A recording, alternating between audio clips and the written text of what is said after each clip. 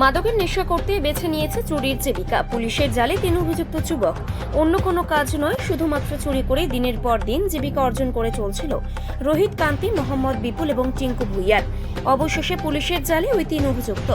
Siliguri metropolitan পুলিশের new Jalpaiguri থানা এলাকা সহ প্রতিটি থানা এলাকাতেই বেড়েছে চুরির ঘটনা। একের পর এক চুরির ঘটনায় রাতের ঘুম উড়েছে পুলিশের। প্রতিটি চুরির ঘটনার তদন্তে নেমে দুষ্কৃতীরা ধরা পড়লেও ওই 3 দুষ্কৃতীকে ধরা সম্ভব হচ্ছিল না। সম্প্রতি নিউ জলপাইগুড়ি থানা এলাকার সিপাহীপাড়াতে একটি চুরির ঘটনা ঘটেছে।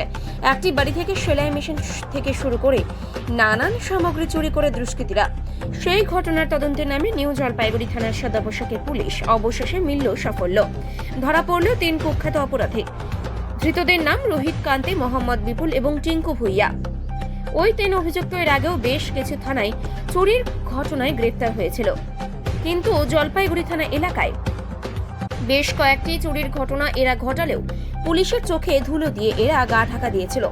বৃহস্পতিবার গোপন সূত্রে খবরের ভিত্তিতে অভিযান চালিয়ে নিউ জলপাইগুড়ি থানার পুলিশ ভোলামোড় এবং জোড়াপাকুড়ি এলাকা থেকে এদের গ্রেফতার করে। ধৃতদের হেফাজত থেকে উদ্ধার হয়েছে।